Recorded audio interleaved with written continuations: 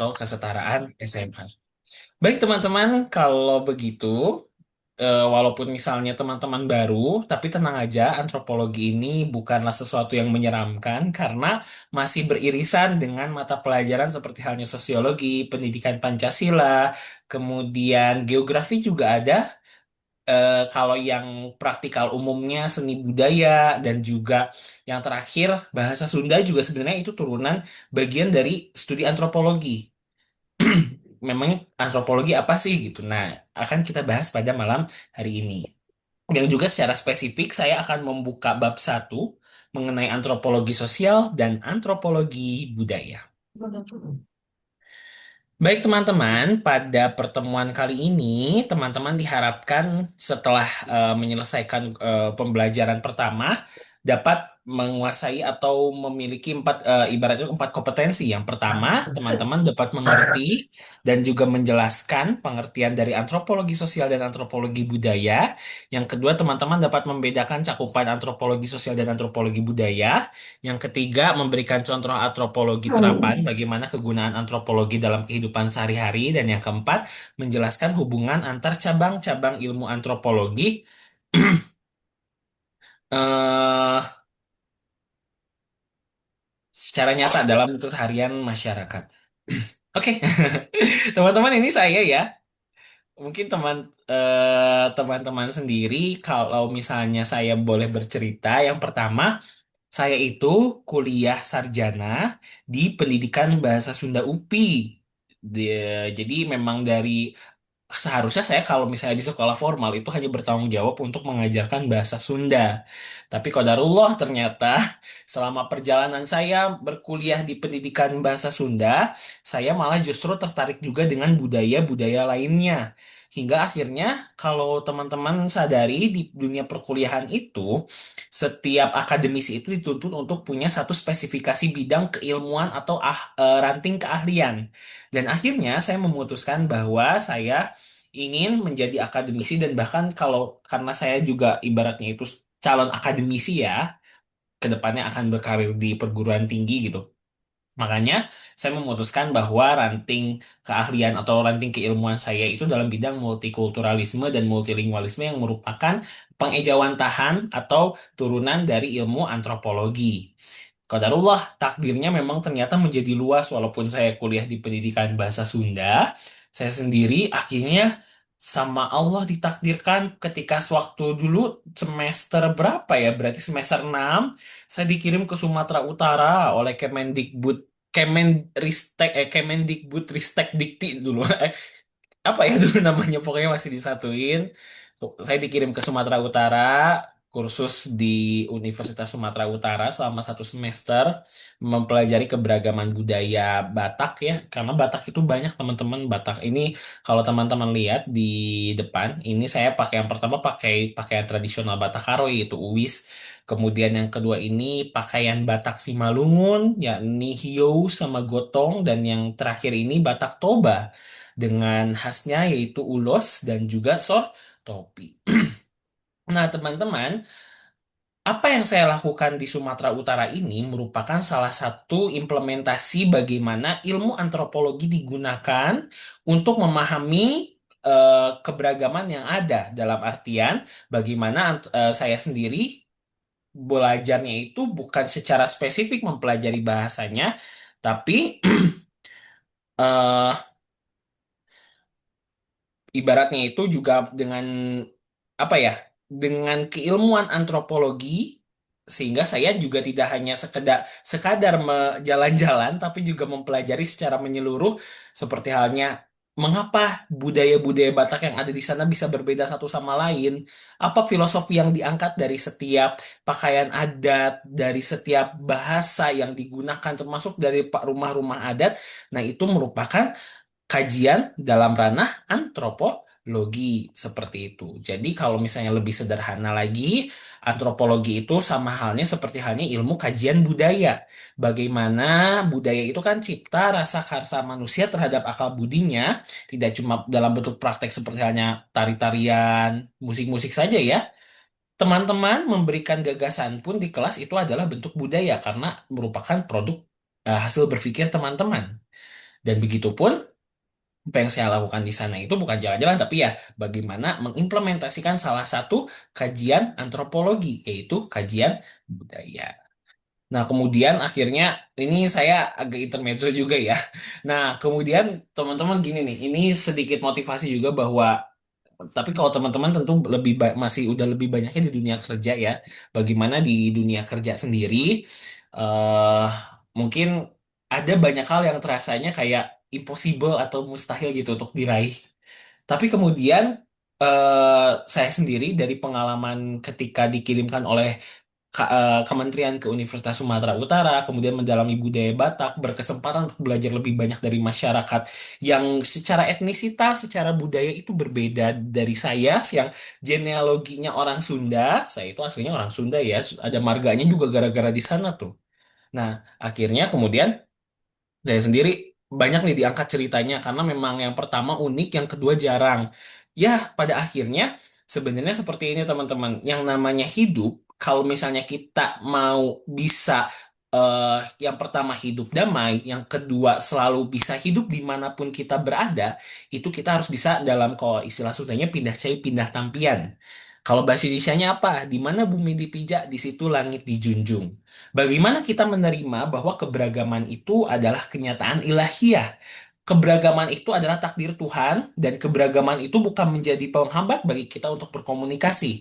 Tapi keberagaman yang ada itu menjadi cara bagi kita mendekatkan diri bahwa dengan perbedaan yang ada itu selalu ada, yang pertama selalu ada persamaan, yang kedua kita bisa mempelajari satu sama lain akan perbedaan yang ada. Misalnya kenapa ketika di sana saya tuh akhirnya bisa memahami, oh kenapa orang Batak itu keras-keras, kenapa orang Batak itu ngomongnya teriak-teriak. Begitupun ketika saya di sana saya berkesempatan oleh Allah itu diberikan kesempatan untuk menjelaskan kepada mas teman-teman kita yang orang Batak itu menyampaikan bahwa kenapa orang Sunda itu lembut-lembut. Kenapa orang Sunda itu bahkan di paradigma atau stereotipnya tuh sebagai orang yang hipokrit dalam artian munafik ya. Kayak misalnya di depan bilang iya iya, di belakang kadang ngomongin gitu kan. Itu kan bukan tanpa alasan, juga niatnya sebenarnya baik. Bagaimana orang Batak itu berterus terang ingin tidak ada, ibaratnya ingin tidak ada dusta di antara kita. Sedangkan orang Sunda itu inginnya jangan menyakiti orang lain lah, dari perasaan, dari ucapan gitu, selama tidak bisa membantu minimal jangan menyakiti gitu ya. Pada akhirnya kan di depan suka nyenengin gitu ngomongin, tapi kadang di belakang suka ngedumel gitu. Nah, itu juga bagaimana kemudian fenomena-fenomena yang terjadi di masyarakat yang beragam itu merupakan ranah dari ilmu antropologi.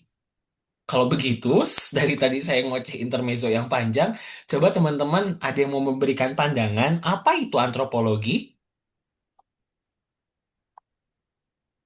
Ada yang mau, gak apa-apa, jangan takut salah ya. Saya, Pak, Silakan Julita.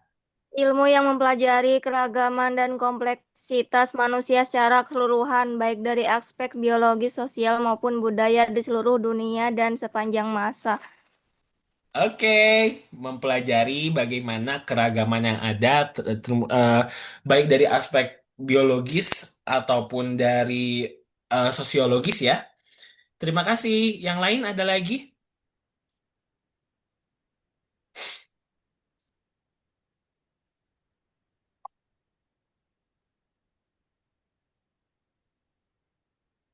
Coba kalau begitu, tadi kan Julita sudah menyampaikan tentang apa itu antropologi. Lalu kalau misalnya antropologi itu adalah ilmu kajian budaya, apa bedanya antropologi dengan mata pelajaran seni budaya? Kan sama-sama mempelajari budaya. Kenapa harus double? Terus mempelajari bagaimana manusia itu sebagai makhluk sosial yang berinteraksi satu sama lain, sehingga antropologi itu menjadi ilmu yang juga mengkaji bagaimana sikap atau tindak tutur, tindakan sikap manusia itu dalam lingkungan sosial. Kenapa kemudian ada mata pelajaran antropologi padahal kan sosiologi juga tadi sudah. Ada yang mau menjawab? Ini jujur saya. Oke. Ini tentang perbedaan ya, Bu? Ya, Pak, maaf. Jelita, oke. Yang pertama tentang perbedaan. Tapi seni budaya juga sebenarnya dan sosiologi juga menerima dan membahas tentang perbedaan itu kok. Karena kalau yang antropologi itu, Pak, ilmu studi tentang manusia secara holistik yang mencakup aspek biologis dan kultural. Sedangkan seni budaya adalah bagian dari ekspresi budaya yang dipelajari dan dianalisis dalam konteks studi antropologi, khususnya antropologi seni, Pak. Gitu, Pak, yang saya tahu. Jelita nggak baca dari mana itu?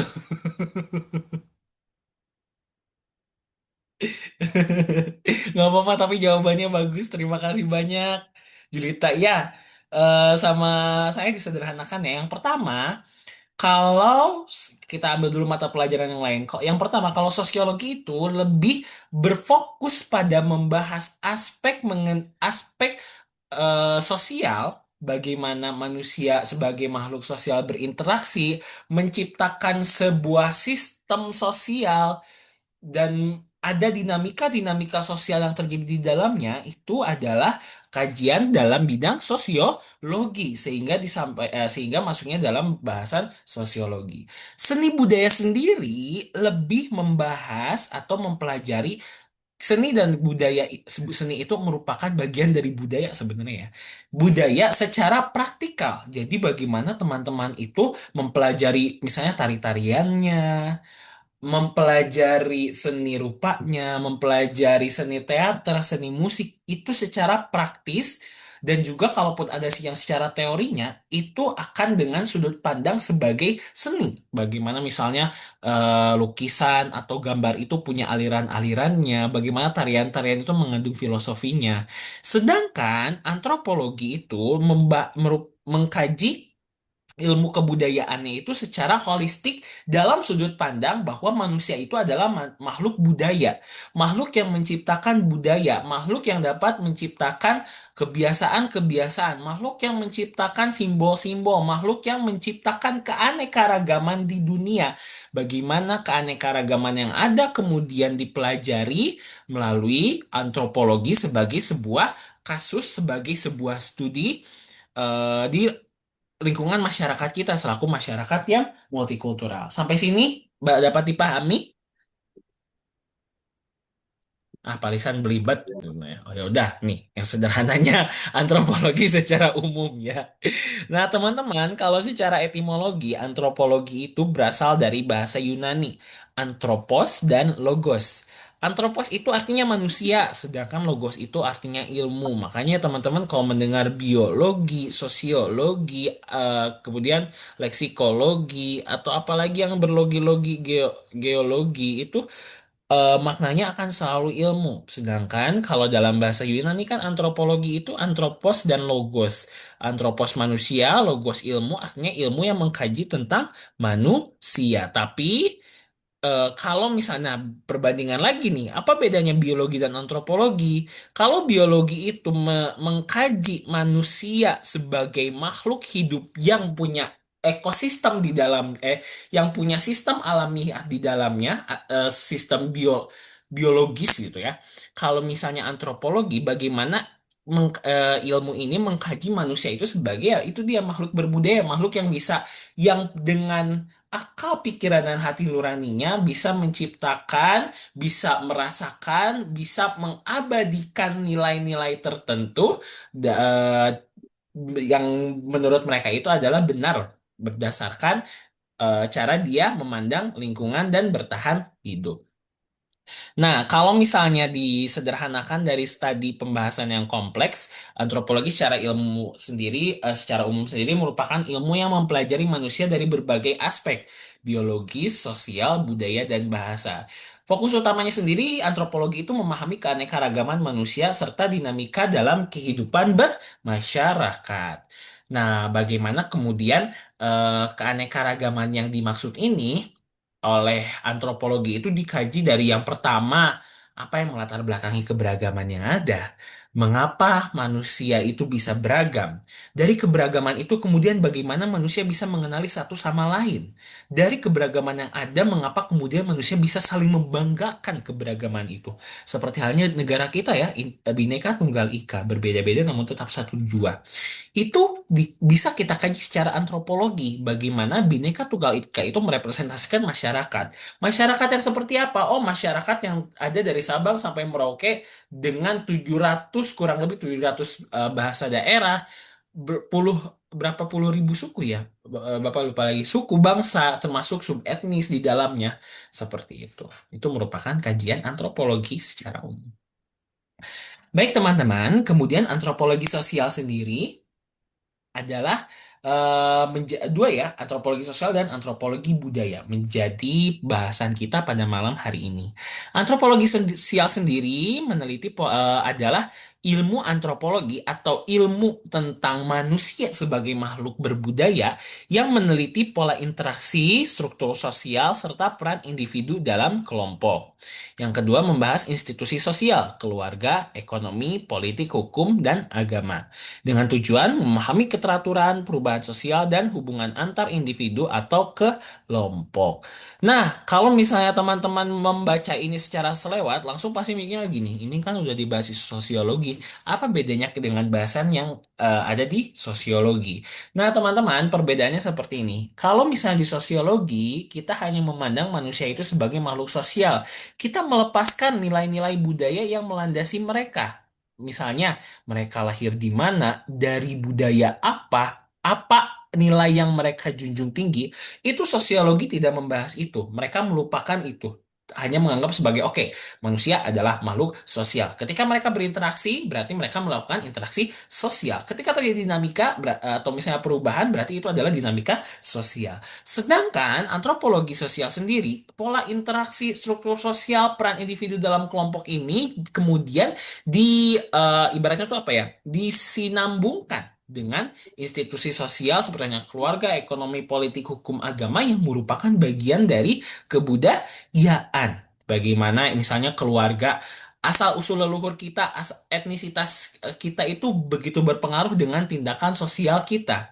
Kemudian ekonomi kita, bagaimana kesenjangan ekonomi keluarga pun itu juga mempengaruhi keadaan tindak tutur dan juga bagaimana perilaku manusia di lingkungan sosial politik. Bagaimana kita juga menyadari ya misalnya secara in the faktonya aja gitu ya, secara faktanya kadang dengan kita satu keluarga, tapi perbedaan keyakinan politik yang kita anut misalnya apalagi ketika zaman-zaman pemilihan umum ya, itu kan kita bisa saja akhirnya padahal terikat secara genealogi secara darah itu sebagai satu keluarga, tapi kemudian kita bisa bersikukuh dengan pandangan kita dengan kebenaran yang tidak absolut gitu ya, dan akhirnya bertengkar sama keluarga secara hukum dan juga secara agama yang tujuannya memahami keteraturan, perubahan sosial, dan hubungan antar individu atau kelompok. Nah, teman-teman, kalau tadi kita membahas tentang antropologi sosial secara ringkas, yang kedua itu ada namanya antropologi budaya. Antropologi budaya sendiri mempelajari nilai, norma, tradisi, bahasa, simbol, dan sistem kepercayaan. Ia berfokus pada cara manusia menciptakan, mewariskan, dan mengembangkan kebudayaan, serta menjadi dasar untuk memahami identitas dan karakter suatu masyarakat. Oke, teman-teman, coba lihat gambar animasi yang ada di Salindia yang Bapak bagikan pada teman-teman. Kira-kira kalau ngelihat ini, teman-teman langsung teringat budaya mana nih? Budaya Indonesia dari mana? Bali. Dari Bali. Bali. Nah, betul ya? Nah, ketika teman-teman sudah mampu mengidentifikasi ini tuh, oh iya ini budaya Bali, itu tuh juga teman-teman sudah masuk dalam langkah awal bahwa teman-teman sedang belajar dan mengkaji, memahami fenomena sosial dari sudut pandang antropologi. Sekarang nih, apa ya yang ada di sekitar Bapak? Nah, benda ini deh. Teman-teman kelihatan gak di layar? Kalau misalnya, kenapa dia harus dibuka dulu blur backgroundnya. Kalau misalnya Bapak tunjukkan ini, kira-kira ini budaya dari mana? Cina, Cina. Ya dari Cina, Tionghoa ya. Oke, betul. Itu dari Tionghoa. Mana lagi ya? Bapak harus cek-cek dulu nih. Oh, oke. Ini deh, Bapak sekarang pakai baju warna, teman-teman nggak belum terlalu awam ya. Ini Bapak pakai pangsi. Kira-kira ini budaya mana? Betawi, Pak.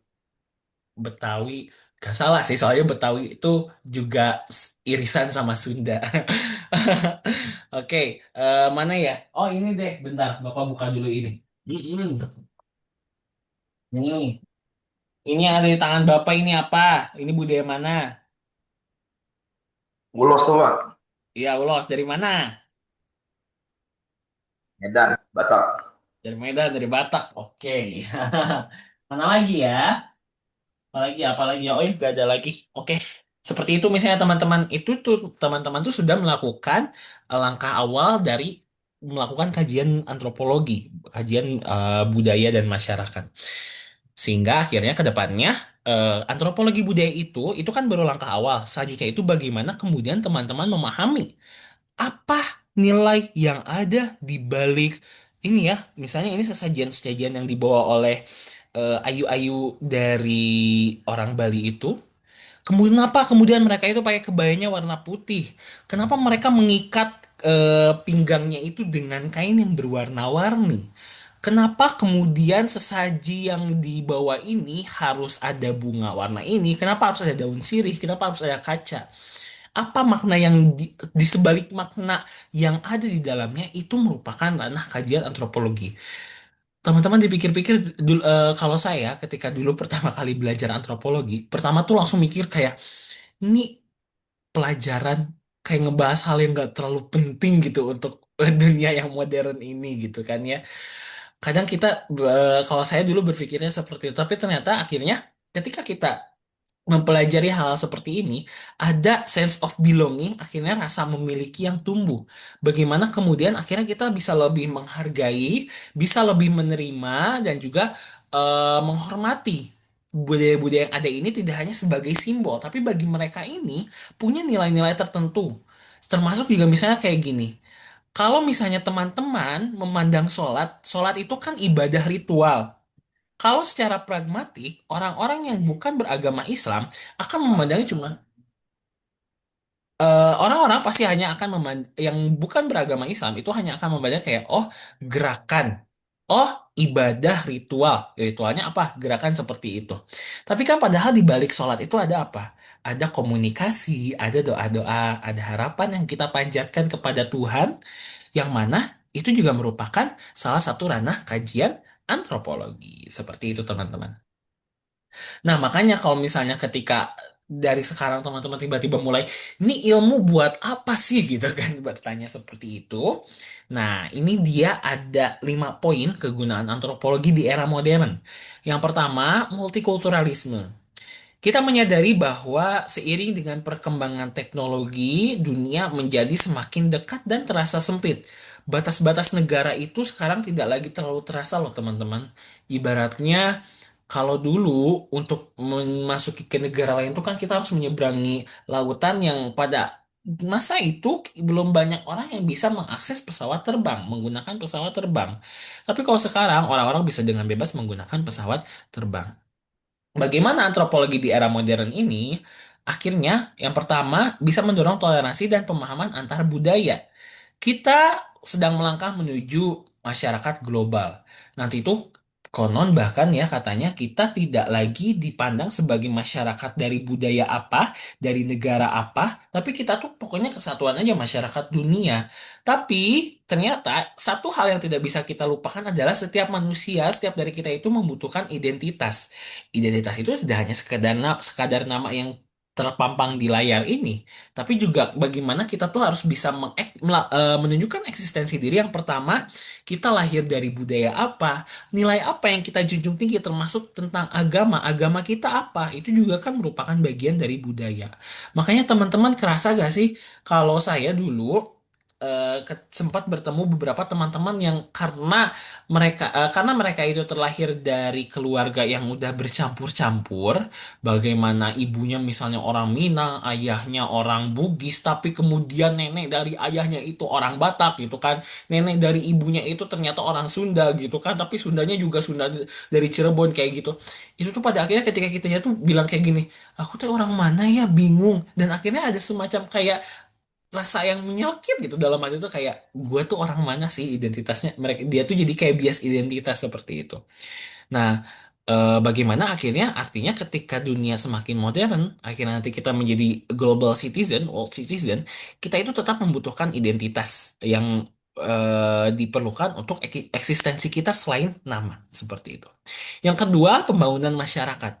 Bagaimana antropologi, ketika kita akhirnya dengan antropologi bisa memahami suatu masyarakat, maka kan kita dapat dengan mudah membuat kebijakan publik, pendidikan, kesehatan, dan ekonomi yang berorientasi pada masyarakat. Sebagai contoh seperti ini nih ya, teman-teman.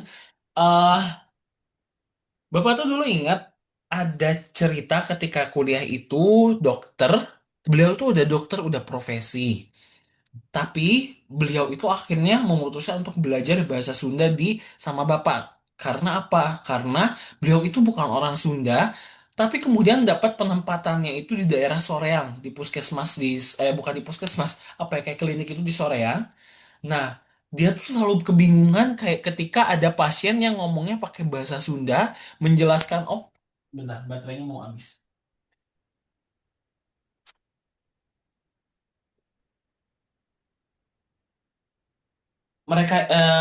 Beliau itu kebingungan ketika akhirnya harus ada pasien yang menjelaskan pakai bahasa Sunda gitu kan, misalnya kayak menjelaskan penyakit aja kayak kali kiben gitu kan, bingung nggak sih kalau bukan orang Sunda itu seperti apa gitu. Akhirnya beliau memutuskan untuk mempelajari bahasa Sunda. Itu juga termasuk bagaimana dokter tersebut, Pak Dokter ya waktu itu, Pak Dokter yaitu menerima bahwa dengan mempelajari budaya masyarakat tersebut, dia akan turut serta dalam melakukan akselerasi pembangunan masyarakat. Itu memberikan pelayanan kesehatan yang maksimal.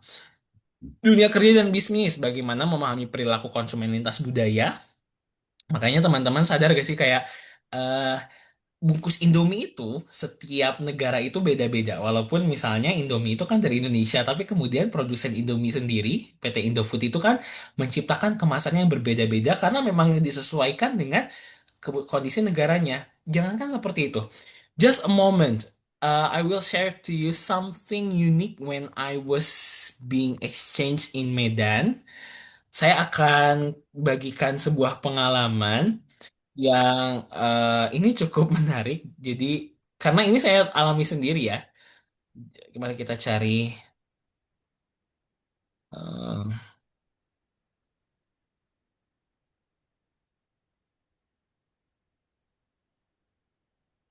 mana ya? Oh, Medan. Nah, teman-teman, ada yang dari Pulau Sumatera tidak di sini? Atau ada yang turunan Sumatera?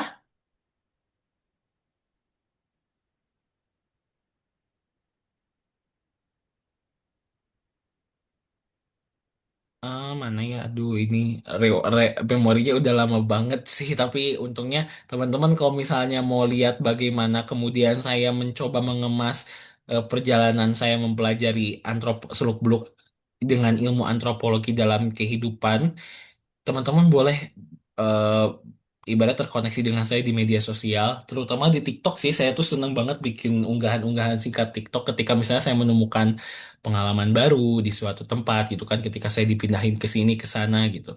Nah, mana ya, ini kok gak ada sih. Nah, dekat sini.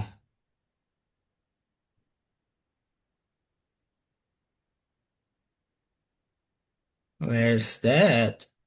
I still cannot find the video.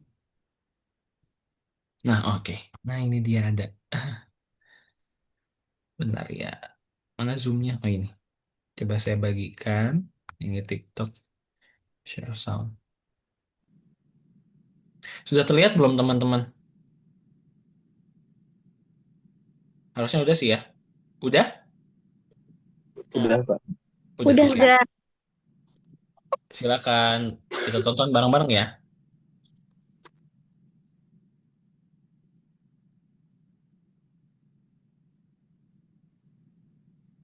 Ya, loading dia.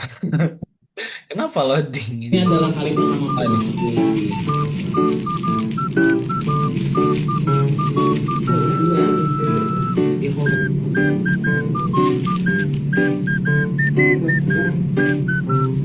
Son, aku baru sadar di Sumatera itu gak ada saus. Di Indomie gak ada saus, adanya bubuk cabe. Ini mie Indomie di Sumatera isinya tuh jadi pakai bubuk cabai gitu loh, bukan pakai saus. Jadi yang ini cuma ya minyak sama kecap doang. Oke.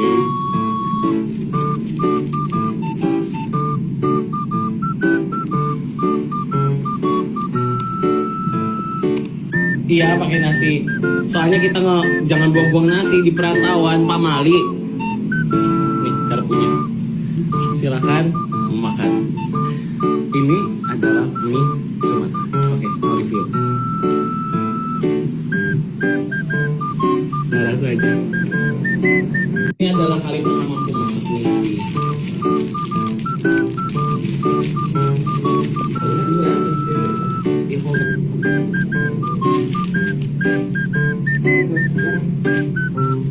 Son, Oke, teman-teman tadi sudah menyaksikan apa yang didapat? Sudah, Pak. Tidak ada sausnya. Tidak ada sausnya. Betul ya? Jadi nih, sekarang kita sambungkan dengan tadi nih, kegunaan antropologi di era modern. Ya, nih ya ini dia, dunia kerja dan bisnis. Bagaimana kemudian yang bikin Indomie, PT Indofood itu memahami perbedaan selera antara masyarakat yang ada di Pulau Sumatera dan ada yang ada di Pulau Jawa itu masih satu negara loh padahal ya. Saya nggak tahu kalau di Pulau Kalimantan, Sulawesi, Kepulauan Sunda kecil seperti halnya Bali dan Nusa Tenggara itu seperti apa isi Indominya. Tapi bagaimana kemudian ilmu antropologi itu oleh PT Indofood digunakan untuk memahami perilaku konsumen yang berbeda. Kenapa kemudian di Pulau Jawa seleranya banyak menggunakan saus, sedangkan di Sumatera itu ibaratnya itu pakai bubuk cabai ya karena itu dia hasil kajian mereka. Mereka meneliti tentang bagaimana selera yang berkembang di masyarakat yang dan nyatanya ternyata terbukti bahwa orang Jawa lebih demen atau doyan sama saus, sedangkan orang Sumatera demen atau doyannya sama bubuk cabai yang akhirnya saya siksak sok kaget sebagai orang yang baru pindah dari Jawa ke Sumatera itu lah Indominya gak ada saus gitu kan. Walau kata tapi yang dan satu hal yang kagetnya minyaknya jadi banyak banget guys. Nah itu bagaimana kemudian kegunaan antropologi di era modern. Lalu yang keempat, globalisasi, menavigasi perbedaan budaya dalam hubungan internasional. Yang terakhir adalah bagaimana teknologi dan media memahami dampak budaya digital dan komunikasi global. Seperti itu ya. Oke. Kayaknya udah, oh iya bener, ternyata sudah selesai. Baik teman-teman, sampai sini ada yang mau ditanyakan?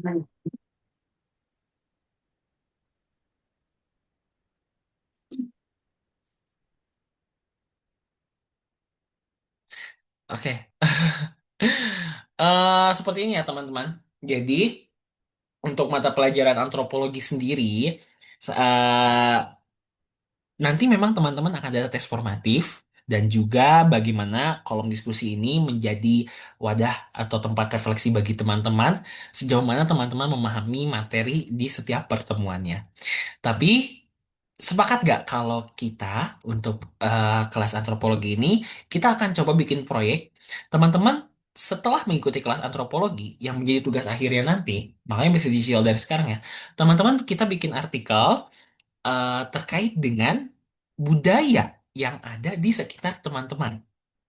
Budaya itu tidak harus kompleks, harus teman-teman misalnya main ke kampung adat, ataupun misalnya bertanya ke tokoh adat ya. Misalnya dari bagaimana pola interaksi di kantor teman-teman tuh, alur birokrasi, atau misalnya bagaimana teman-teman itu berinteraksi satu sama lain di satu komunitas gitu kan. Itu juga bisa menjadi pembahasan artikel yang menarik.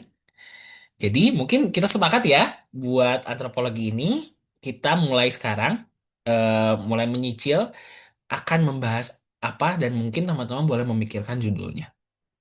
Nah, untuk mendukung rencana proyek ini, tentunya kan teman-teman juga harus memahami terlebih dahulu konsepsi-konsepsi budaya gitu ya. Budaya itu apa aja. Dan itu kita akan bahas di pertemuan selanjutnya, yaitu kita mengenal mengenai kebudayaan, seperti halnya 3 wujud kebudayaan dan juga 7 unsur kebudayaan. Itu akan dibahas di pertemuan selanjutnya. Oleh karena itu, sampai sini ada yang mau ditanyakan? Nah, Ini tuh sebenarnya kalau teman-teman diam tuh ada 2 kemungkinan loh. Yang pertama, emang nggak bakal nanya karena mengerti. Yang satu lagi, saking nggak ngertinya nggak tahu mau nanya apa gitu. Tapi teman-teman dapat memahami apa yang saya sampaikan. Maaf kalau misalnya kecepatan. Paham, Pak. Paham, Paham ya? Pak. Oke. Kalau misalnya nggak paham, teman-teman don't hesitate to ask ya. Tong era-era kernanyaan nanyaan mah atau jadi melamar ya ke tong era kernanya gitu ya teman-teman jangan malu untuk bertanya silakan tanyakan saja kalau misalnya mau di grup boleh mau personal juga boleh kalau misalnya tidak ada yang ingin ditanyakan nanti saya segera update perkembangan LMS kursus yang belum ya yang belum masuk yaitu antropologi geografi sosiologi. Oh, sudah segera kami beritahu. Kemarin juga yang pakai C itu saya sudah masukkan teman-teman ke mata pelajaran PJOK sama apa ya satu lagi ya? Bentar. Ini budaya, Pak. Seni budaya ya? Oh iya, udah pada masuk ya? cuma Saya sih udah Pak, itu Pak, dua-duanya. PJOK-nya nggak ada soal cuma apa? Tes sumatifnya Oh, tes formatifnya PJOK-nya. yang PJOK. Ya, Ya, kemarin tuh saya tuh udah juga dihubungin sama beberapa teman-teman. Pak Rizky sudah dimasukkan eh Bu Sela Pak Rizky udah dimasukkan ke paket C belum ya? Kayaknya udah sih. Nanti teman-teman bisa tanya langsung ke tutor pengampunya ya ke Pak Rizky. Udah ada di grup, teman-teman bisa langsung menggamit aja ke Pak Rizky, tanyakan ke Pak Rizky di grup aja ya tanyanya ya. Kemana tes siap, formatifnya gitu. Yang lain ada yang mau ditanyakan? cukup Pak. Oke, jika cukup, saya kira kita cukupkan saja. Namun teman-teman jangan dulu keluar, karena setelah ini masih ada sosialisasi terkait dengan tes kemampuan akademik yang akan dilaksanakan segera kepada peserta didik PKBM Pemuda Pelopor. Terima kasih banyak bagi Itu untuk kehadiran kelas teman-teman. 12 saja kan, Pak ya? Untuk Apa? kelas 12 saja kan ya? Saya juga kurang tahu nanti boleh tanyakan ke Bu Sheila ya, teman-teman. Mohon stay dulu di ruangan ini. Saya ucapkan terima kasih dan wabillahi taufiq wal hidayah. Wassalamualaikum warahmatullahi wabarakatuh.